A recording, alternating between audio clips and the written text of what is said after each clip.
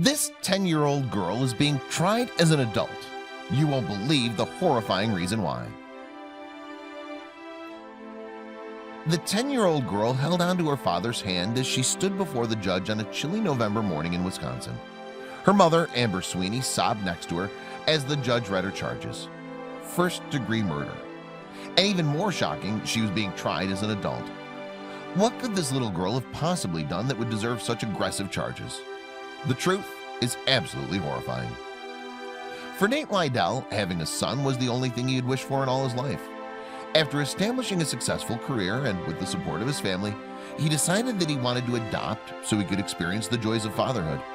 He never imagined the road would be filled with so many ups and downs. After working with an adoption agency, Nate waited for over 2 years before his son was eventually placed in his arms. He named him Jackson, and it was love at first sight between the two of them. Unfortunately, their happy story would soon take a dark turn.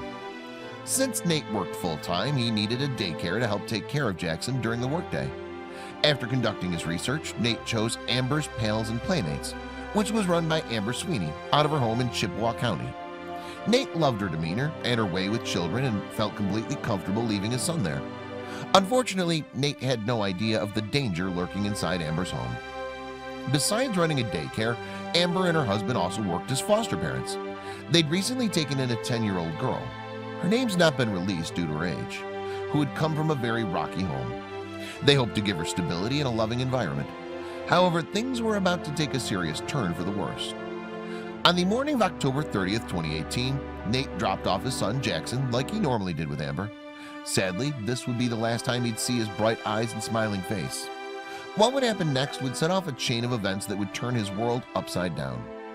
The details of the events that occurred that afternoon are murky and were put together by testimony from Amber Sweeney, her husband, and the 10-year-old girl.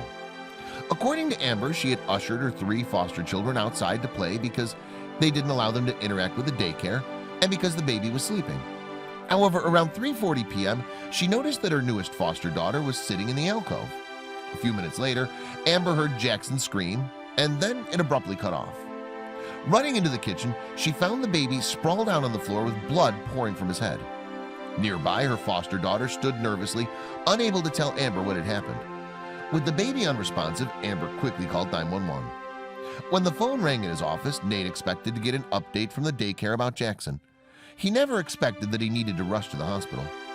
According to Nate, he recalled, "They told me there'd been an accident and Jackson had hurt his head. I had no idea it was as serious as it was." When Nate arrived at the hospital, he was told that Jackson was in intensive care and suffering from blunt force trauma to the head. And although the 6-month-old baby was fighting for his life, the prognosis was not looking good. At this point, Nate lost it. He'd waited 2 years for his little boy, and after only 6 months was about to lose him. Still holding on to a sliver of hope that his son might make it through, Nate gave permission for Jackson to be flown to Gillette Children's Specialty Healthcare Hospital in St. Paul, Minnesota. Unfortunately, Jackson would later develop brain swelling, and after fighting for 2 days, he died on November 1st. The detectives assigned to the case had many questions for the young girl who'd been with Jackson at the time. She denied knowing anything at first, refusing to admit to any wrongdoing. However, something felt off about her responses, and the police knew she was keeping a secret from them. Meanwhile, Amber surrendered her daycare license and shut down operations in an effort to avoid any more legal troubles. In the coming days, the 10-year-old girl was questioned multiple times by the police. After one particularly grueling session of questioning, she finally broke down and admitted to injuring Jackson. According to her, she'd been holding the baby and accidentally dropped him. The toddler hit his head on a footstool and began to scream. The girl, scared that she'd be in trouble, reacted quickly and stomped on the baby's head to make him stop crying. Sadly, this would cause severe injury to his skull and brain. Hospital and police records even verified the baby had the imprint of a shoe on his head. She panicked and didn't know what to do and didn't want to get in trouble, and then she proceeded to stomp on the 6-month-old's head. According to the investigators assigned to the case, the girl was known to be suffering from severe emotional problems. While the details of the circumstances revolving around why she was in foster care are unclear, the fact remains that she shouldn't have been left alone with the children at the daycare. The young girl was arrested for the death of Jackson and officially charged with first-degree intentional homicide. As she stood with her parents sobbing before the judge, she was ordered to a juvenile detention center with a bond cash of $50,000 being assigned to her case. In the courtroom behind her sat Nate. His eyes never left her throughout the entire 10-minute hearing. As opposed to seeing it as a 10-year-old girl, I see it as the person who killed my son. She deserved to be in handcuffs. She's a criminal," he revealed in an interview with Inside Edition. "I'd sent a couple of messages out to the family to let them know that Jackson's not going to make it. She's the reason my son's life was cut short." When the story broke about the death of Jackson and the 10-year-old girl responsible, it sent shockwaves across the nation. Not only was it a brutal crime, but the fact a girl so young had done the deed was chilling.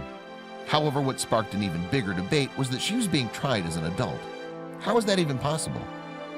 According to Wisconsin law, the state requires any child that's 10 or older and facing first-degree murder charges to appear in court as an adult. However, most of these cases are then referred to the juvenile court system. In this case, the judge seems to have had no intention of transferring the girl to a juvenile court. If she were to be tried as an adult, it would pose the question of whether or not she had the mental maturity to understand her actions and the consequences of those actions. As for Nate, losing his son was one of the most difficult experiences in his entire life. However, despite the pain and anger, he's thankful for the precious memories from those short 6 months.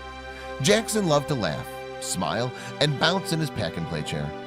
He knew how to light up a room with his laugh, and that's something no one can take away from Nate.